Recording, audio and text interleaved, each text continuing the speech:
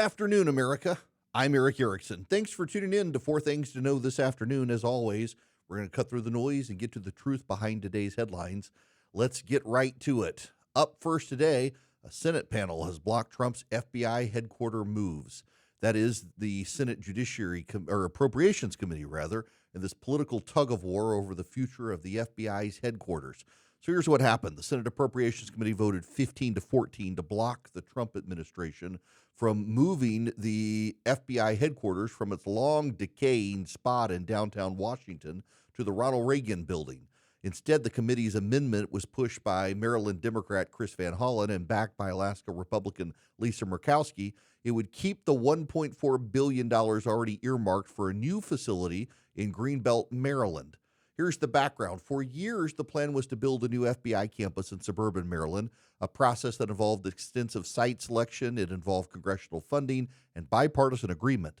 The Trump administration abruptly tried to reverse course, aiming to keep the FBI in a downtown D.C. location, a move a lot of critics said was rushed and lacked proper analysis of the security and mission needs of the FBI in a building that is shared by more than just the FBI. That would be the Ronald Reagan building. Supporters of the amendment say Congress shouldn't let any president snatch money set aside for a project and use them elsewhere on a whim. They argue the Greenbelt site was chosen after years of study and that the executive branch shouldn't get to override that process. Opponents, including some Republicans, say the administration should have flexibility to choose the best site for the FBI's needs and that Congress is micromanaging. The fight isn't over. The measure still needs to pass the full Senate and survive negotiations with the House.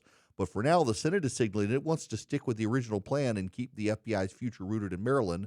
The only thing they all agree in is the FBI is in desperate need of a new headquarters. The building they're currently in is literally crumbling, with concrete falling on the sidewalk frequently these days. Our second story is a personal and political bombshell out of Texas. State Senator Angela Paxton has filed for divorce from her husband. You might know him. He's Texas Attorney General Ken Paxton. They've been married for 38 years. She cited biblical grounds for the decision, saying she's earnestly pursued reconciliation, but that in light of recent discoveries, remaining married would not honor God or be loving to herself, her children, or to her husband, Ken. Angela Paxton made the announcement on social media expressing faith that God is always working everything together for the good for those who love him. The divorce filing comes as Ken Paxton is running a heated Republican primary campaign for the U.S. Senate against John Cornyn. He's long been dogged by allegations of infidelity and corruption, including an affair that came up during his 2023 impeachment trial. Paxton was acquitted, but the episode and now the divorce have kept his personal life in the spotlight. This is a reminder. Political life is never really separate from personal life, especially in Texas, where faith and family are front and center in public service. The timing, right in the middle of a high-profile Senate campaign, raises questions about how this will affect both Paxton's future in Texas politics. Running against John Cornyn, the White House is signaling, hinting at least, they would like to come in for Cornyn, but they actually want to see Cornyn engage a little more before they do so. Cornyn is running behind pretty significantly Ken Paxton in the polling. Our third story is about a major legal setback for President Trump's efforts to end birthright citizenship. A federal judge in New Hampshire has issued a preliminary injunction against the Trump administration's executive order that would have denied U.S. citizenship to children born on American soil to illegal aliens or those of temporary residence. The judge, Joseph LaPlante, certified the case as a class action, meaning the injunction applies nationwide to all affected children. He said the harm of losing citizenship is irreparable and that the 14th Amendment's language, quote, all persons born or naturalized in the United States and subject to the jurisdiction thereof are citizens, has been clear for more than a century. The Trump administration argues the subject to the jurisdiction thereof allows the government to deny citizenship to children of those here illegally. Critics say this is a radical reinterpretation of the Constitution and would leave thousands of children stateless. The judge's order is stayed for 7 days to allow for appeal, so the legal fight is far from over on this. This is just the latest chapter in a long-running battle over immigration and the meaning of citizenship. The courts will ultimately decide whether Trump's order stands, but for now, birthright citizenship remains intact. It's also, by the way, a reminder the great left-wing freakout over the end of judges issuing universal injunctions was always overstated.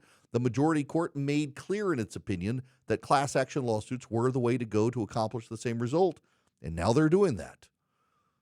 Well, our final story is about a possible shift in the war in Ukraine. Secretary of State Marco Rubio met with the Russian Foreign Minister Sergei Lavrov in Malaysia. And afterwards, Rubio said the two sides had discussed a new and different approach to peace talks.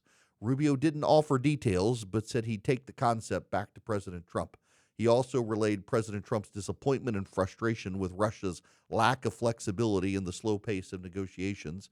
The meeting comes just days after Russia launched major drone and missile strikes on Ukrainian cities, and as the United States resumes some weapons shipments to Kyiv after a brief Pentagon pause. Both sides described the conversation as substantive and frank, with Russia saying they discussed Ukraine, Iran, Syria, and the broader U.S.-Russia relations. Rubio emphasized the need for a roadmap to the end of the conflict, but he cautioned there are still significant obstacles. Well, there absolutely are. From a conservative perspective, the U.S. should keep pressing for a real peace that protects Ukraine's sovereignty while recognizing the limits of what diplomacy can do, especially with Putin's Russia. The challenge is to support our allies without getting bogged down in an endless, costly war. Whether the new approach leads to real progress remains to be seen, but it's a rare glimmer of movement in a long, stalemated conflict. We need to continue to back Ukraine in the meantime, and the president signals that he will. These are the 4 things you need to know this afternoon before you get home. Be sure to subscribe to the podcast, and please subscribe to the YouTube channel. Help us grow it. It helps us grow. It helps us be able to make this possible. I'm Eric Erickson. Until next time, stay informed, stay engaged. As always, please keep the faith.